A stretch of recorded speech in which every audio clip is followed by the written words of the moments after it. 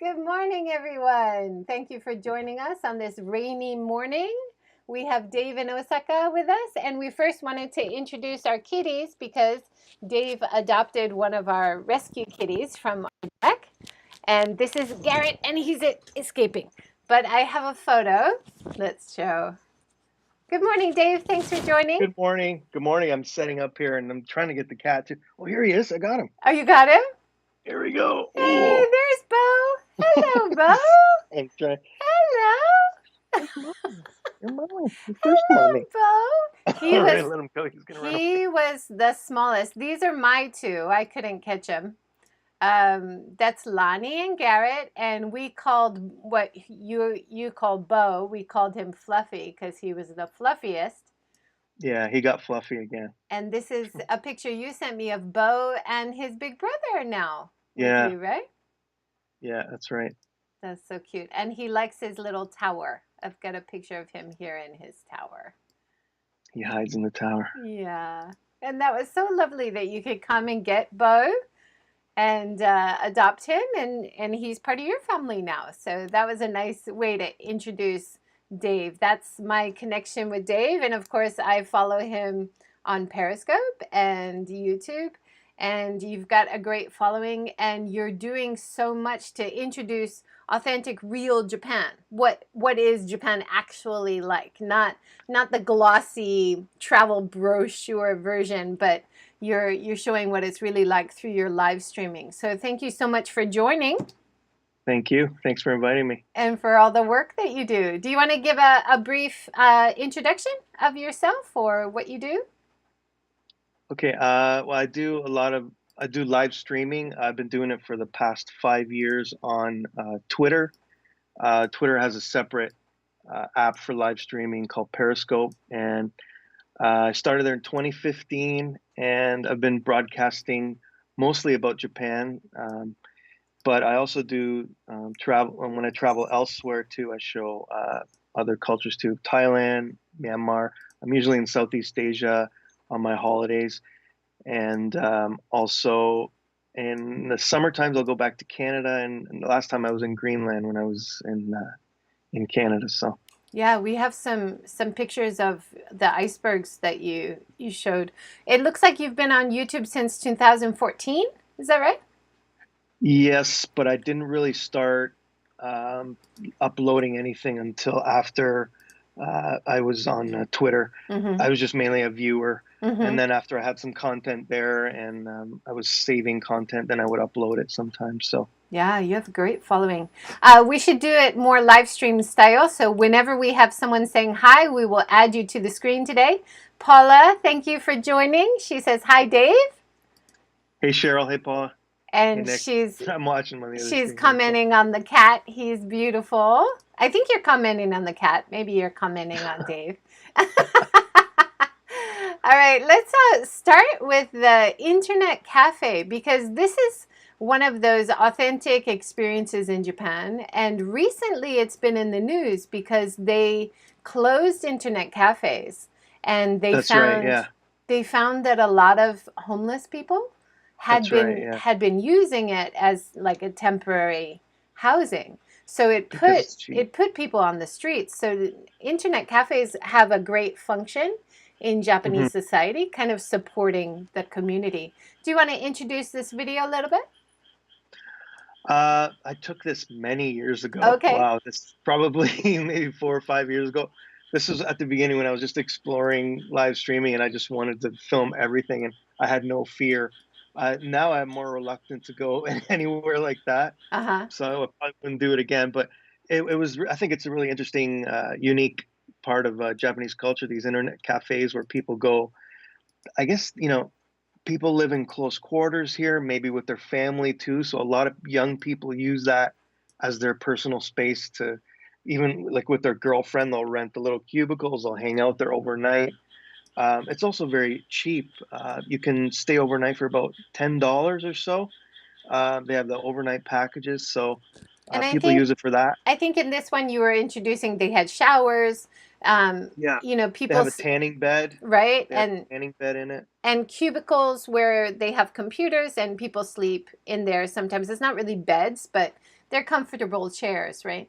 The mats, yeah. Some of them Yeah. have the tatami, well, not the tatami, but the mat kind of things. Hmm. There's all the you can see the comics lining the walls there. They have food, drinks, and so you can basically live there pretty comfortably for a very reasonable price. Right. Because a lot of the homeless in Japan, people displaced and for some reason don't have their own house, they are working. They're Yeah, they're working every day. So to have a facility like this where they can shower, where they can get some rest, where they can read and buy some snacks is really a great, it's kind of a community support as well. So that was really interesting to me how that became an issue when coronavirus happened and people were displaced because these were closed, right? right. Yeah, yeah. Lorena says hi, and Hi. Drone Flyer Nick says hey Dave, and Tim says hello. Thank you everybody on Periscope for joining. You have an active Periscope crowd. Yeah. Let's go next to one of the things that I remember interacting with you about is the Hmm. Hard Rock Cafe in Okay. Kyoto. Yeah. Can you introduce that visit a little bit? So they in Kyoto they reformed one of the old machiya, which is a traditional Japanese townhouse, wooden townhouse. They reformed it, renewed it, and they put a Hard Rock inside of it. And I think it's a really great spot, and it again it fits with the theme of sustainability. Uh, I think it respects the surroundings rather than tearing down some building and building up a new one in the middle of the city, which is what they usually do. They respected the surroundings by putting it in this old townhouse in it. Yeah, we. And I also Mhm, spoke to the manager. mhm. He mailed me. I don't know if he mailed you also. Did He he speak to you? did. Yeah, I was Okay. in touch with him too. Yeah. And he said how difficult it was, Mhm. all the things he had to do to get it done. It was very difficult. So they put a lot of effort into to making it happen too, which shows a commitment to the uh, to the neighborhood, right, in the area, and capturing Definitely. that spirit. Yeah. So Definitely. And I had some interaction with him. I was planning to go and talk to him and see it myself. I never had the opportunity. So I really appreciate that you had been there live streaming and have so much great video and information from it. The idea of using an existing building which has heritage and culture and you're mhm, preserving that, it's like you said, it was more expensive, it took more time to do, but in yeah. the end, it's better for the company too, because they have this unique building that you will never find in a Hard Rock Cafe anywhere else in the world, right? No, no, exactly. And I think it also shows the locals too that you respect the culture, because now there's kind of a backlash against all these hotels going up, buildings being torn down and built up to house all these tourists. And you even see banners now in downtown Kyoto. We are against the destruction of Kyoto City. So this kind of appeases them, Definitely. appeals to them to show that we also are against that too and want to preserve it as much as possible. Yeah, it's so important. And especially in terms of over tourism, Kyoto is one of the places that So has too many tourists. And sorry, the coronavirus has been a great thing for them because they suddenly had a break from yeah, having to deal with throngs and throngs of tourists all over. I think we were talking before we started. I had done a video about over tourism, and of course, Kyoto is one of the big targets because it was in the news a lot when I did that video, and okay, I had some ideas. Mainly, you should stop the buses, because the buses okay, will bring people right to the center area and drop hundreds of people at I one see. time. So there's no staggering.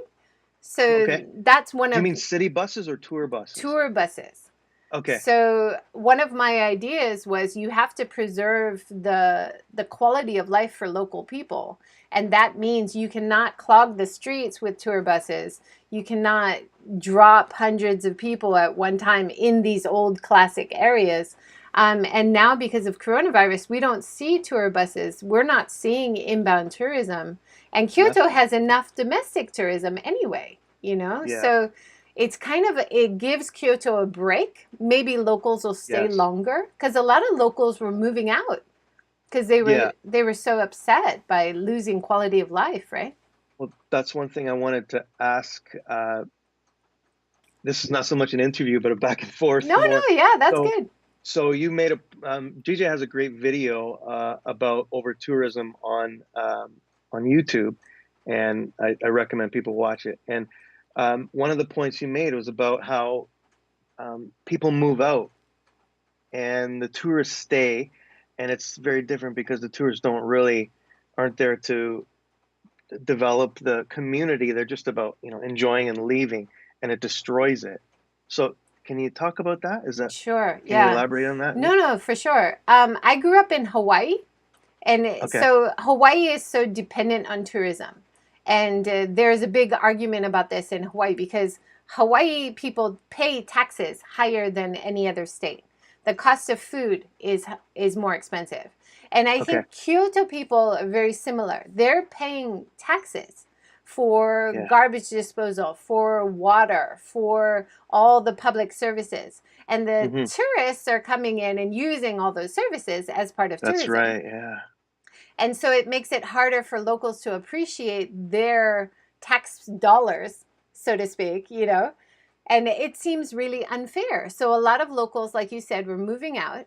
And then the tourists were there. There were more tourists than locals. And then outside companies started coming in and taking over some of the places, knocking down old buildings, making new hotels. And there weren't enough rules to protect the local buildings, the local people, to stop that from happening.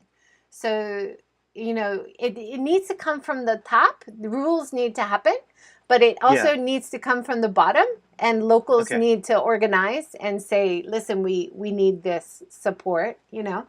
And then if you have rules and you have people speaking out, then you'll have a better situation and tourism and business will be more in balance.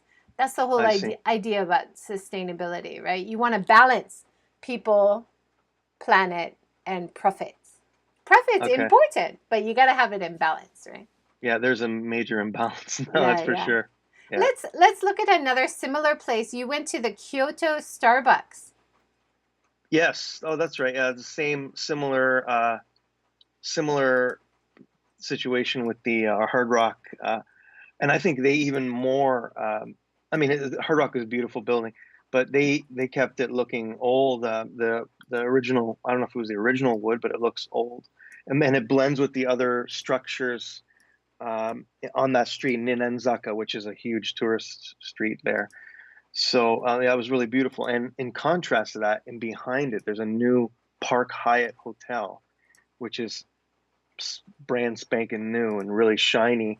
And I don't know, it kind of has some elements of the architecture, but I'm not sure if it really blends in as much. But the Starbucks cafe really did a great job of, and even in the interior, like kind of the motifs, the window, the circular window with the bamboo going across, it completely preserved what probably the original building was like, and again respected the culture and the different motifs you see in Kyoto. Yeah. Yeah, I'm looking at the interior shots right now and the circular window, the bamboo, the sliding doors all along the Yeah. tatami, the rush mat flooring. It's just Interior gorgeous. garden too. They have a Yeah, garden in the back. really, Yeah. really beautiful. Let's keep going. Yeah, the garden. I think I've got the And we're able to garden. enjoy it because of the situation now. Normally it would be jam packed. There's a huge lineup coming out the door. So Yeah. yeah. Were they doing social distancing? Like, were they asking people to space out? Yes, there were marks on the floor, and there weren't that many people when I did visit because I think it was still within the when the emergency declaration was still going on. So, but Anna says, hi from Toronto. Thank you for joining, Anna. hi, Anna.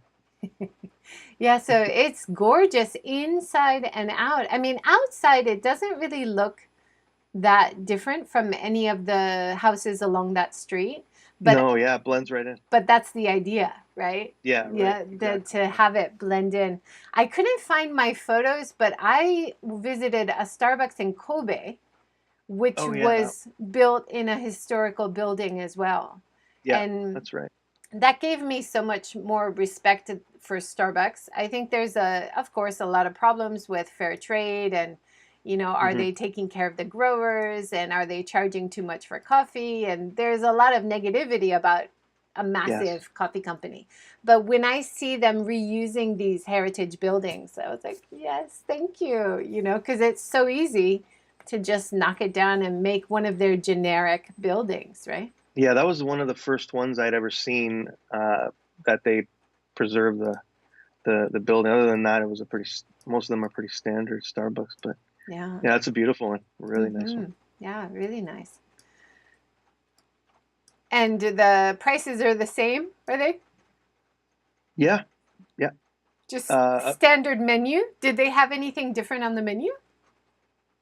I can't recall. You know what? They didn't have that much in stock because of the situation. Right, yeah. They, I think they only had drinks and a few other things. So there was nothing in the refrigerator, none of the desserts or anything like that, because Mm. things moving around, I guess. So Sharon says, hi, Dave and JJ. We'll be watching on YouTube. Nice, Sharon. Thanks for joining. Aaron, how's it going? Hi everybody. Hi Melly, how's it going? Who else is here? Please, Uh, hello. Hey. yeah, it's nice to say hi to everybody. That's live stream style. You do that so well, Dave. When I watch your live streams, I'm like, how does he keep his train of thought? Because you're always answering people's questions and everything as well. I used to do actually. I don't think I read that much anymore. I used to. I think when it was new to me, the fact that I could interact with people live was just so I don't know, it was really kind of shocking. And these are real these are real people watching and all these comments are coming. I was really appreciative that somebody would actually come in and take the time to comment. So I read every comment. I was much better at it then. Now I've kind of gotten tired, a little bit tired of reading. I'm getting older too, and Well, it gets harder to keep up. I find it hard because I need glasses to read, right? Okay. And so if you're outside and the glare Oh yeah, it's is awful. really tough. So I don't Yeah. know how people do it. Like some people will live stream as they're cycling around town. Yeah. It's like, how do they do that and not crash? Yeah, I don't know. I have no idea. I couldn't read comments for sure if I was right. Anna is saying, where are you? So I'm in Osaka. Dave is in Osaka and I'm in Hiroshima. We're both in Japan. All right, let's go to the next one I wanted to talk about. You covered the Black Lives Matter protest. Okay, yeah, yeah. Do you want to introduce that a little bit? So that was on Sunday. There was a Black Lives Matter march in Osaka. It was organized fairly quickly. Only last week, earlier in the week, someone mentioned that they were going to start a march, and they had to get permission from police. They started a Facebook group, and by the end of the week, they had about 1,000 people in the Facebook page, and they had confirmed a march. So they did it in downtown Osaka. We started in the center of the city. It was about a 2 kilometer march. They ended up having 2,000 people. It was a very peaceful march. The police were great too. Uh, we had a cruiser in the front. It wasn't that big of a police presence too. It wasn't like there was a fear of something going to happen. And it was a beautiful day. It was a great day, a great event, and I think a good example for the rest of the world how to have a uh, peaceful protest. So Yeah, it looked like there was a very diverse crowd, like a very international, diverse group of people. And people were mostly chanting in English, Black Lives Matter.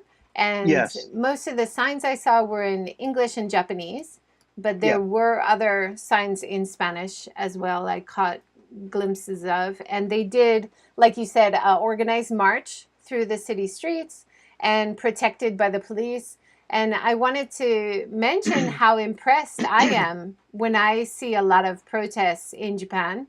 In Hiroshima, we see protests and marches every August, right? For Yeah, right. Hiroshima Day, August Right. 6th, Yeah. in memory of what happened in Hiroshima. And the police are always acting as a buffer Okay. between the protesters and the usually right wing that come Oh, and okay. are a bit scary, yelling at people. But the police know how to handle crowds and very peaceful, very organized. So, yeah, I've always been very impressed. And I was so glad to see that you covered this because it's so important to show the world that we have Yeah. people in Japan who really care about the Hmm. Black Lives Matter movement. Um, yeah, there was about maybe 70-60% foreigners, and the rest were Japanese, maybe 30 or 40%. Yeah, I thought it was important to show it. I never do politics, and I'm always reluctant to because I know it's a very divisive issue, Hmm. especially with the state of things now. So, but I didn't. I mean, I'm anti-racist. That's my stance, and a lot of people interpret this event and what it stands for in different ways. If you saw the comments on YouTube, they're mixed, very very divided, Hmm. and I think that's very unfortunate. I think they're interpreting it the wrong way, Yep. and um, it's a totally peaceful event, and when we showed that too. I think there was a lot of fear that it wasn't going to be, Hmm. but it was totally fine and exactly what it should be. So Yeah. And I think that that is exactly the right way to say it. You're anti-racist and you're pro-equality, and you wanted to show people speaking out and trying to use their freedom of speech. And that's wonderful that that's happening in Japan, in Tokyo, as well as in Osaka. We haven't seen any organization of protests or rallies in Hiroshima yet, but I'm hoping we will, and I'll try I to. heard I heard that Fukuoka will be doing one, is organizing one, and Kyoto is coming up also. So Mhm. Anna says downtown of Toronto had a protest as well. oh, Yeah. did they really? Yeah. It's amazing, you see it on the news that they had protests, Black Lives Matter protests all over the world. And Hmm. it's really an issue that everybody is speaking out about all over the world. And I think it's made very positive changes for sure. Even at my kids' school here in Japan, they're at like an international school for high school, Okay. and they Okay. started studying Black history because Oh, of the great. protests in Oh, English that's class. right. So that's That's how you do it. really positive. There are some positive effects happening finally. So the protests are working. Want to support Good. it. Great. Let's go to the next one. Your most popular ones are covering the geisha or the Yes. maiko in Kyoto. Do you want to introduce some of your work there? So, well, I I've been doing that for quite a long time. I've been here for almost 20 years, and I often go to Kyoto because it's so close. And I used to do that all the time. I used to take photos of the geisha walking through the the streets and beautiful backdrop of Gion, and there weren't that many people back then. And then live streaming came along, and I was like, why don't I turn the camera on and see what happens? And people loved it, and they went, it's on YouTube. It's amazing the response I got, both negative and positive. I think it's a bit of a divisive issue, and uh, a lot of people. It seems like maybe twice as many people love it than people who hate it. And there's people around the world saying, I'm never going to come to Japan. I love geisha, and to be able to see them live walking through the streets is just amazing. I know a gentleman who watches it with his daughter. Me and my daughter watch every time we broadcast. We love it. So a lot of people who follow the geisha, and they know every geisha's name. They know all the geisha houses. They know every single one of them. They watch my video to keep track of that. They keep track Mm. of who's active, who isn't. A lot of them, some of the ones that I miss are in plain clothes walking through, and they even can spot those. So they're saying, you know, this is great that you document this, and we can see who's around and who isn't around anymore.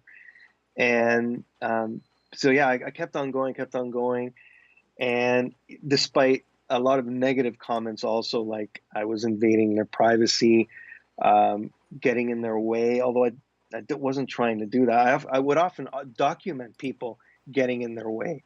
I would also criticize tourists who were jumping in front of them or crowd swarming them. I'm not for that. That goes with the whole over tourism point also. Um, and and then recently they banned photography in Gion. I think it was more because of tourists and the number of people just stopping, and the human traffic where it was just ridiculous, getting in the way of cars that still can drive by there for some reason. They stopped the filming, but that's only in that area. It didn't mean all of Kyoto. There are other geisha. There's 5 geisha neighborhoods, and the other ones they didn't ban it. So it was only because people were taking up space, people were stopping the human traffic, and that was the main thing behind it. But it got a huge response, and people loved it. And yeah, I I love the geisha culture too. I read a lot about it, and so I enjoyed that too, and that's why I did it. Yeah, it's really interesting. The pictures I'm showing now are, you must have paid to be inside to watch the performance. So it's Yes, not just watching them on the street. It's when they're going in between places. This is a right. paid experience which supports their work and their training and everything. Yes. And could you tell us a little bit about this experience? Like, how much was Well, it, or was it sure. Well, was it dinner this as is well? yeah, you can have the option of buying dinner. The interesting thing about this is organized by the most famous geisha photographer in the world, who also began just as I did by taking photographs of the geisha on the street. He Mm-hmm. has now made it his work. So the same things that people are criticizing people about taking pictures of the geisha, this gentleman also made his career from doing that geisha spotting. He was the first geisha spotter, so he's a very well respected person in the community, and he organizes these geisha photography events. Uh, this was a New Year's one. This is why they're wearing the black kimono um, for special occasions. And yeah, he does usually buy seasonally. So in the fall leaves, the sakura, and in the summertime they'll wear no makeup and just the yukata. So Mm. and he has a great connection with the different okia, and he chooses fantastic spots, and it's a great experience. Yeah, it's worth. Wow, great. And the thing I love about this performance, I'm going to talk to Paprika Girl tomorrow morning at Oh 9 a.m. And she has so many insights on kimono and yukata and all the hidden secrets of that world. So I hope she'll watch this and comment on this as well, because these kimono are so beautiful. yeah, And the way that they display the kimono by their movements, so you hmm can see the different patterns and motifs as they move, and their makeup and their hair and all the details. It's just gorgeous. And it is an important part of Japanese culture that is well respected and admired around the world. And it has connections to fashion. Of course, this is something that we want to preserve.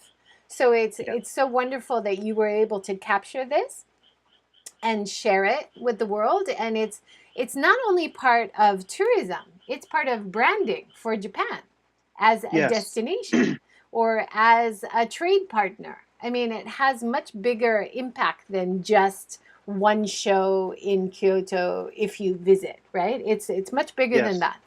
I Absolutely. love her expressions as she's posing, and everything is so timed and so on purpose, purposeful, right? Yeah.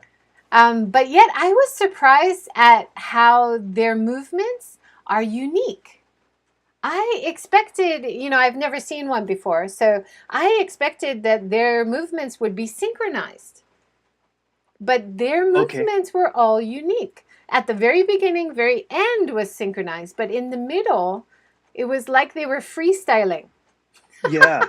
There's another one I did at in there was five of the Michael, and it was such a beautiful sight. Just like you said, five of them all kind of freestyling, doing their own movements. It was just amazing. It was like I don't know where to look Yeah. because everybody was doing their own thing. It was really, really, really beautiful. Well, you captured it beautifully. Can I ask you what kind of camera you were using, or because it was video, Uh, right? I think it was just the iPhone. Really? Wow. Yeah. Oh, sorry. Do you mean these photos? Yeah. Are these my photos or the These video? I don't even this know. is from your video, so this is my screenshots of your video. Okay. Yeah. So I use my iPhone to broadcast. Oh That's my it. gosh. Yeah, yeah. It was iPhone at that time. I don't even know if I had a 10. You must have a good carrier because your live streaming is so clear where it's not glitchy. You must have Okay. a good connection. Did they A have lot of people Wi-Fi? say that. Yeah. No, it wasn't Wi-Fi. It was SoftBank. Yeah, I use Wow. SoftBank. So Very free good. advertising. Yeah, free advertising. SoftBank does some good work. We don't mind advertising them. Okay. I'll Mary take says that. hi. Hi, Hi, Mom. Mary. That's my Thanks for mom. joining. Is that your mom? My mom. It's my mom. Hi, Yeah. Mama. Thanks for joining. Yeah, so here in this picture shown on the left, their movements look synchronized, but this was one of the few times that they were actually doing similar movement. Okay. And then the next photo, it looks like she's flying like a crane, and then the Yeah. the other What you call dancers it. were doing different movements. I grew up in Hawaii, so it reminds me of hula. That's yeah, right. That's It's true. Yeah. very slow. It's very gentle. Beautiful movements. I loved it. I hope I can see it in person someday, but until then, I'll just enjoy watching your videos. Thank you. The unfortunate thing, filming it, I don't really get to enjoy it as Oh, s- yeah. I'm documenting it, so I'm worried about the camera, just keeping it and reading comment. Well, I wasn't reading so much then, but Yeah. I don't. I'm not really there. I'm filming it, so sometimes I should just kind of put the camera away and just watch them. No, yeah. I did think that because part of the video, you can see all the photographers right up there at the front. And Right. I thought, oh, it'd be kind of nice if they banned the cameras, but then I wouldn't be able to enjoy it. That's the purpose. Yeah, man. A lot of people, the comments on the video are like, "Can you get rid of those clicking of the camera?" And I was like, "They're there. They paid to be there. Yeah, There's more of them than me." So yeah. there's only a couple people filming it. So Cheryl has a nice comment now. Thank you, Cheryl. In addition to beautiful videos and pictures, Dave educated his viewers on the life and history of geisha. thanks, Cheryl. Cheryl is a dedicated viewer. She's watched me all the time. Yeah. Can you Thank you, Cheryl. give us some insights into their world, the geisha world? Can you remember anything?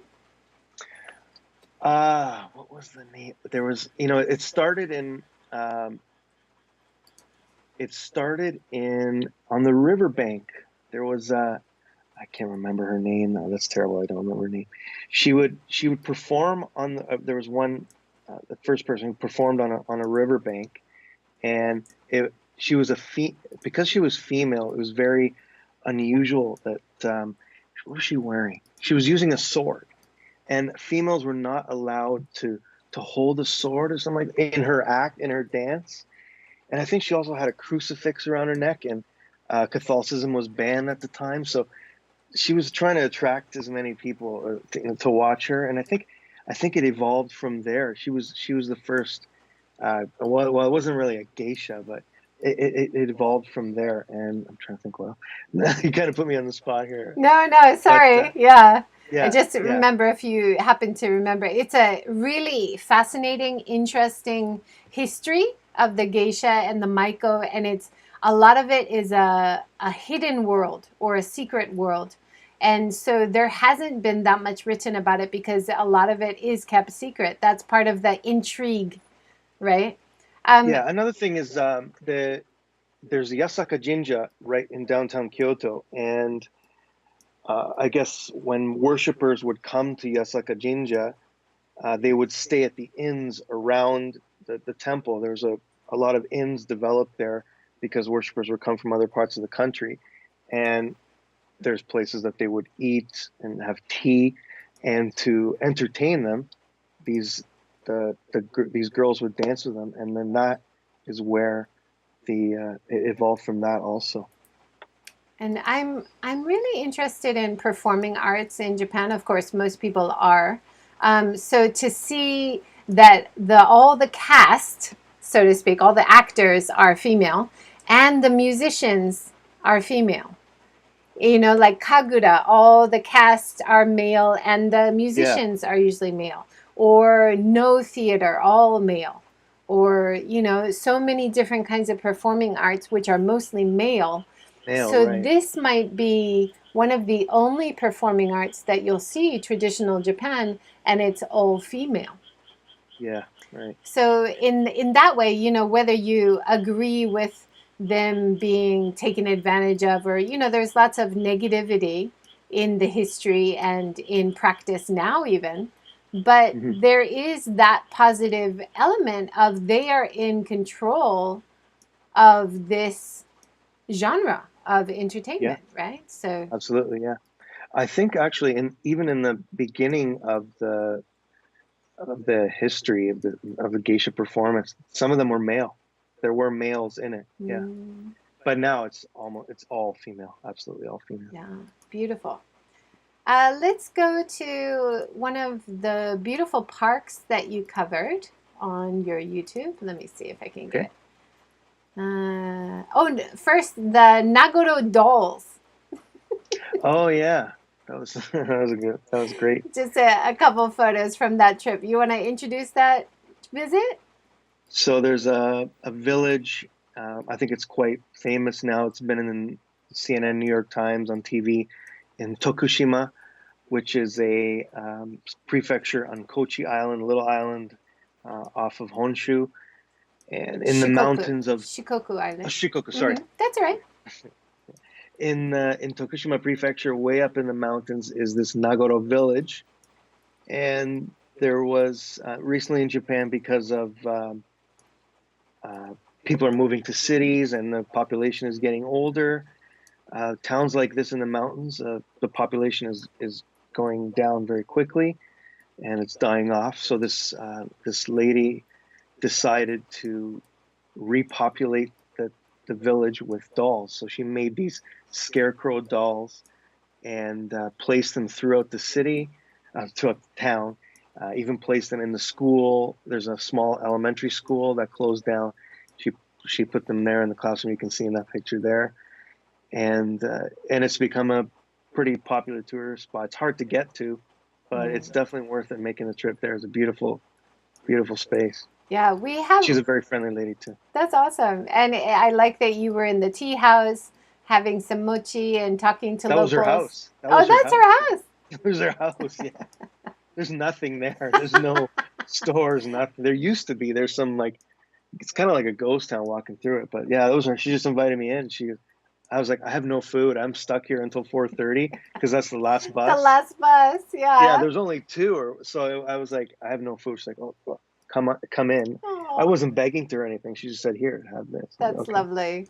There in Hiroshima as well, we have an onsen area called Yuki Onsen. okay, yeah, you And did that also, yeah, right next to Yuki, there's another town like this where the population has gone away. And so they started making dolls and putting dolls everywhere. And we actually stayed overnight. And if you okay. go around at night with your flashlight, meeting all of the locals, that's pretty crazy. That's scary. Yeah, I thought about being there at night. It would be kind of frightening. But that's Yeah. great if it brings people if it brings people to the area, why not? They should do it throughout the country. Yeah, for sure. The one problem though for the Yuki area, they used to have a cafe, but there were no services whatsoever. So you're lucky you got something to eat and drink, because that's often a problem. Like when there's no Yeah, population, there's no right. shops as well. Were Um, you the place where you stayed though? There was obviously oh something yeah, yeah, yeah. there. We had, Yeah, it was self catered. but So just going outside, yeah, there's nothing. if they have a place where you can rent and stay, like an Airbnb or something, that's perfect. Because then you can drive. If you drive, it's easier. Or take the bus, Right. bring your own stuff. Then Yeah, it's a bit easier. I need a car right now. Yeah. Well, maybe, I did Seeking Sustainability live with Tesla Quest Japan. He's in Kansai. Oh, Maybe, really? Yeah, you bought the maybe, car here, didn't you? You bought yeah, the car in yeah. Osaka. Yeah. So maybe, Yeah. Well. maybe you guys can collaborate. You can go on some Yeah, trips together. that'd be a good idea. Yeah. Okay, let's go to the next one. Nanzen Temple in Kyoto. Okay. Can you? That was last week. Was that the one I last think week? so. Yeah. Well, I think that one was mostly about that there was nobody there. This whole situation where usually that temple would be overrun with people, not much room to move around, not very peaceful. But now with nobody there and the emergency declaration just being lifted, people are still hesitant to go out, and it's just a beautiful time to go through that temple. Nanzenji has several buildings. This is just the open area where people are free to walk, and then around it, there's several small gardens that you can pay to go into, and even the area around it. There's a big mountain area at the back too, where people rarely go to. There's an aqueduct, and behind it, up in the mountain, you can hike up there. Just a huge sprawling temple, a really beautiful place to wander around, and Yeah. especially now. Yeah, it's awesome to take advantage of being able to go to places that are usually overrun and enjoy the peace and quiet of it, because that's how Yeah, it was originally intended, right? exactly. That's how Yeah. that's why I fell in love with being here when I first moved here. It was, I mean, it was mostly domestic tourists during Golden Week and maybe weekends a little bit, but it wasn't that bad. You could have the privacy of you can have the temple to yourself, or not many people around bothering you. But now it's more, well, now it's okay, but normally before this situation, it was impossible. I found some interesting sustainability features of the aqueduct. Okay. It was started in the 1800s so that they could connect the people of Kyoto with Lake Biwa. Yeah, that's right. They put those together. And then by moving the water, they created electricity. So it was one Okay. of the first hydroelectric plants. And they also had a filter station. So even now it's used for drinking water in Kyoto. And I thought that Oh, was really interesting. I didn't know that Yeah. So that's what it was for. yeah, it's beautiful. Even just looking at it, it's beautiful. But to realize that it's still being used now, and it was a great early way in the 1800s to create clean energy. That's Hmm. that's very innovative for that Yeah. time, for sure. You also went to the pond and saw the lotus blossoms and the koi and turtles. It's so cute. Oh, that was one of the gardens off the side, and that's the probably one of my favorite gardens in Kyoto. Very small one, but beautiful place. Yeah. Did you see the Zen garden, the rock garden there, the Hojo? No, No. I didn't. But there is a small one in the same video there. There's in the front there's the rock garden, Mm-hmm. and then in the back there's the pond with the turtles. But there, yeah, that one is at the. I didn't go there. Yeah, that's a beautiful one too. Yeah. I'm showing the picture from your video of the garden that you went into. So you paid to go into the garden, and Yeah. that's where you saw the pond and the koi as well, right? Hmm. But I was interested to see that inside one of the buildings, maybe you went in. Did you see any of the sliding doors that had paintings on them? In that particular garden, I don't believe I did. I didn't see. No. Is there a famous one there in Yeah, that one region? if you go back, one of the buildings, maybe at the Zen Garden building, they have beautiful sliding door Fusuma doors, and Okay. they have beautiful paintings on them of tigers drinking water. So it's called the Tiger Leaping Oh, Garden or something. that must So that must be the one at the back, because this one didn't have any murals on it or anything. So so yeah, I will look forward to your next visit, and okay, yeah, when you I'll make seek sure that to out. cover that. We the just the other day I talked to Divya in Seeking Sustainability 30, and she's an Okay. artist. And Okay. Yeah. Oh yeah, I saw one that. of the Yeah. things she does is she paints the Fusuma sliding doors, Oh wow. and it just she's really into dragons. So Okay. she paints these beautiful dragons on the doors, and sometimes in the old houses, like in this building next to the pond, they do have these beautiful murals on the sliding doors, right? Yeah. Yeah. So Yeah. if you go back, please show that. I would love to I'll see do it. the other one. Yeah. Yeah, Okay. awesome. Sure. Also, not just traditional culture, but you sometimes cover cosplay or the zombies. Yes. You Yes. wanna introduce that a little bit? That looks like fun.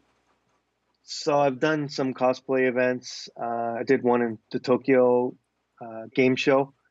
They have that's a huge event, and they have a cosplay area. I filmed that, and in Osaka they have the Nipponbashi Street Festa in March, which is one of the biggest events in the country, I believe. Not the biggest, but one of the biggest. And it's on the street there in Denden Town, which is a electronic area, and it's a really good day. It's always a great day. People dressed in crazy cosplay costumes. You can get a permit to actually take video and photography, so it's it's not frowned upon at all. So great place to document that event. Great for live streaming, and the people want to be photographed, so they'll play along too, which Yeah. is great. I've been And then to some cosplay events and they just ask that you ask them to pose and say, "Can I take your photo?" And then if they say yes, they want to get ready. Like they have all their props and everything, right? I mean, yeah, their it's just presence is really important. cosplay Their respect. image is important. Yeah, Yeah, for sure. yeah. So they're happy for you to take photos and video, but they want to be ready so that they project the image that they want to project. So I respect that. They're very serious. Yeah. Yeah, serious. It's not to be taken lightly. I No. one time we had a Halloween parties here in Hiroshima, and I wore Princess Leia costume, Okay. and I had people saying, "Oh, cool costume," but I also had people saying, "That's not a costume for Halloween." Like Really? serious. That's a Because you they have want something elaborate. you have to be serious about Star Wars. Oh, wow. Right? So I was like, sorry, and I'm just having fun, and Yeah, yeah, right. Yeah, those are different themes. that's different. Let's go to Yeah, the Halloween. yeah Halloween is the other one too. We usually do that one every year in October. yeah. I just showed that photo, and Paula says Dave is Elvis. Yes. Yeah, cool. Let's go to you use drones sometimes. I love Yes. the drone footage of the tea fields. Okay. Yeah. Do you want to And introduce that? Wazuka. there's a place near Nara. I believe it's Nara. I can't even remember. Or maybe Shiga. It's closer to Shiga. And it's called Wazuka, and it's famous for its green tea. And you can basically wander through these fields of green tea, and you're actually allowed to. It's private property, but part of the deal is that you can walk through, and they have posts marking where you can walk, um, and just a stunning scenery, kind of like a valley with the green tea on the sides of the mountains, and a perfect place to drone. Yeah, so you can see the different tea bushes from the top. It's Yeah, Really beautiful area, and not many tourists because they don't really go out there. it's A little bit out of the gorgeous. way. How Yeah. is it using a drone in Japan? Do you have any insights on drone footage? They're quite strict, obviously, and there's you have to follow if you follow the DJI app has a place where you can see where you can drone, where you can't drone. They're quite strict in this area. It's okay. It's outside of the no no flying zone, so you're okay. You do have usually in Japan you do have to go to rural areas. I've broadcast from Osaka. I did in Fukuoka, the volcano there, Nakadake. Over that, I did that one. So you got to choose rural areas. Urban areas, you have to get a permit, and if you do try and get a permit, it's very, very difficult. So So for it's rural quite restricted. areas, you don't need a permit usually, or you just need Usually to you don't. check before. Yeah, if you're way out there, you're probably okay. But of course, open up your app and it'll tell you if you're in a no-fly zone. Okay. But it's only cities, mostly cities, and some maybe a little bit denser communities in the mountains. You can obviously over temples. Like if you're up in maybe Koyasan, I don't think you can fly up over there. But if you're in a rural area, open area like a beach, I've done down in what's it called, Kumanokodo, the walkway there through Wakayama. Mm-hmm. That area was also quite open. You could fly wherever you wanted. So It's gorgeous. We have some comments going back to the Geisha performance. Allison says Kabuki actually started as all female many hundreds of years ago, and then it got taken over, and the women were kicked out. Thanks, Allison, for a bit okay, of history. And she also says your photos on Instagram are amazing. Do you do photography tours? no, I don't. I don't know. I actually, well, with the geisha, I actually participate in them, but I don't actually guide them. So Yeah, that's great. Thank you, Allison. Great comments and questions. I love using the drone sometimes, like for rural areas like this. You get the bird's eye view is so gorgeous, just absolutely gorgeous. yeah, And you that cannot, shot of the valley there, yeah, the yeah, valley and you over just the can't that's see Wazuka. that when you're on the ground, right? No, You, that's Wazuka. There you can see all mm, the green tea there lining the mountains there. It's yeah. beautiful. Let's go to your iceberg experience Okay, as we only have 7 minutes left. okay. Yeah, you want to tell us about that experience? That's amazing. Uh, I was in Greenland last year in August for 2 weeks. I was in the capital, Nuuk, for about 4 or 5 days, and I spent most of the time in Ilulissat, which is the tourist area of Greenland, which is north of Nuuk, about 1 hour flight or so on the west coast of Greenland. And the main feature there. Oh, this is Iceland. This is a different one. Yeah, sorry. I This is think this is Iceland. Iceland. Okay, it Yeah. is different. This is Iceland. This is So Yokusarlin. you've seen glaciers a few times then. That's pretty Yeah, cool. this is Yokusarlin in Iceland on the southeastern coast. And you can kind of sail through the icebergs. And this is super old video from like 10 years ago, I think. Oh, okay. It's And beautiful though, and yeah, it is. it reminds us that our efforts to use clean energy and to think about our waste and use airplanes less or drive less is worth it because we need to think about the melting ice and you Yeah, know yeah. you're gonna see less and less. So if this was 10 years ago, there's probably a lot less in this area now, right? So to bring up Iceland again, the area that I was in Iceland, there's a ice fjord, and the glacier there. They said that from 1902 to 2001, the glacier had receded 9 miles, Oh my and God. that's in 100 years. But in the past, in 10 years after that, it receded the same amount that it had the previous 100 years. Oh, So it's accelerating, and that's something that you saw through the whole town that they were showing I think they attributed it to global warming, that the glacier was receding very, very quickly and quicker too. Yeah.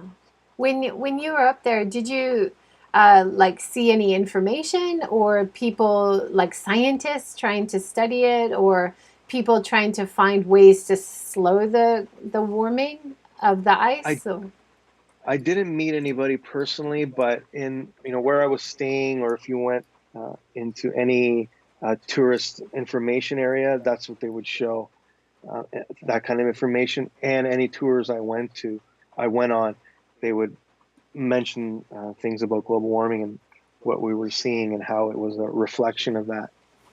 yeah, I think in many ways coronavirus has been very good for the discussion about climate change and global warming because coronavirus is something we can't see, but we know it's dangerous.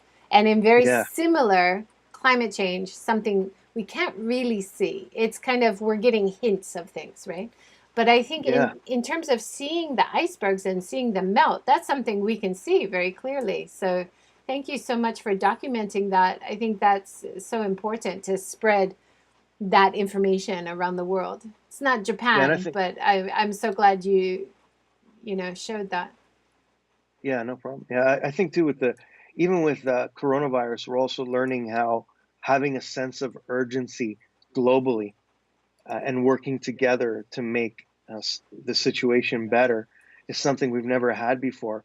But we don't have that sense of urgency for global warming, and we should. And this is maybe a wake up call to have that same sense of urgency, because there will be a day where it tips over, and we do feel, uh, it will affect our daily lives even more and more. And we need to have that sense of urgency too with global warming. We need to make as much of a change as quickly as possible. Definitely. So I think that in summary, because we only have a few more minutes, I think the big Okay. takeaways for me, why I'm such a huge fan of your work, is I love how you're showing how modern businesses are supporting traditional Japan through Hard Rock Cafe, through Starbucks, through walking through and observing geisha performances. You're showing us how traditional Japan is still relevant in our modern lives. And we need that. We need that reminder because Yeah, and I otherwise think it's everything becomes generic, right? and I think it's even more of a challenge now that tourists are coming in, and uh, like you said, people are leaving maybe because so many tourists are coming in. It's much harder to preserve that culture and authenticity, and not Disneyfying it. I guess some people say Disneyfying it, and keeping it going. Yeah. So it's a more urgent issue now. Yeah. Anything you're planning on covering? Any coming up videos we should watch out for? While there's nobody here and there's no tourists, I'm gonna be probably moving around the country more. I'm gonna try and go up north to Aomori. Maybe I'm thinking about that, looking at that in some spots up in the north, and it'll be cooler up there too. So Yeah. it'll be a good time to do it. It's So getting really hot everywhere, so yeah, it's nice to go north if you can. I have a dream of driving my Tesla all the way to Hokkaido and then all the way oh, south to that would be Kagoshima. amazing. That would be amazing. They have charging areas all over, Oh, so really? that's a little dream of mine. All Maybe, the way up in Hokkaido too? yeah. Like, Uh, wow. the most northern is Sendai, up in Sendai, I believe so. But they're expanding all the time, so that's a nice network. That would be But amazing. you travel around by train, which is great as Yeah, well. yeah, it's I hard. love I the now that trains. I mean, Japan is a great place to travel. The network of the train Great system is public amazing. transport. So Yeah, it's very expensive. yeah, I have a lot of gear. That's the only thing, is I have a lot of gear from filming and everything. So I yeah. wish I did have a nice car like you did. I could drive around. Well, maybe we can collaborate. I'll pick you up in Osaka and we'll head north. Maybe we could do it. Yeah, it would make life a lot easier. Yeah, with all this gear now. So, Yeah. Well, what kind of gear do you have? I want to know. Like, what uh, is all your gear? Like well, lights, the batteries? drone. Yeah, my drone. All the batteries. I have two drones, and my camera, all the lenses, gimbals, my computer, obviously photo editing. So I bring my computer with me, my tripod, uh, what else? My phones, my extra batteries. So all that in a suitcase. Yeah. I gotta wear clothes too and stuff like that. So I gotta fit that And in it's between my nice. gear. It's nice to have a change of clothes every now and again too, Yes, right? right, Yeah. right. Well, thank you So so much for talking today, Dave, and for all the great footage that you're showing Japan in the authentic, important, real way for not only visitors, but for people around the world who are interested in Japan and Japanese culture. thanks So very much. thank you for Appreciate it. everything. Yeah, thanks for joining. And maybe we can have you back in a few months. You can tell us Sure, some of your new adventures. I'd love to. That'd be great. And please Thanks everybody for take watching. care of little Bo as well.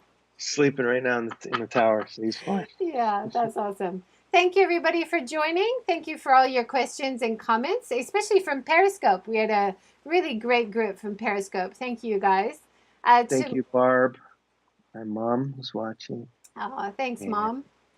Jorge, Melly, Sherry, Happy Iron Gal, Girl, Cheryl, and who is this? I can't see the Tim, person tapping. Allison, Paula, Shirley. Shirley, Warren. We had so many great people join us today. Thank you. Tomorrow morning, 9 a.m., we have Paprika Girl talking about summer kimono and yukata. And 5 p.m. tomorrow, we are talking with a tour guide, travel agent. So please join us. Thank you so much, Dave. Thank you, Thank everybody, you. for joining. Have a good day. Stay safe. Take care. Take care. Bye Bye. bye.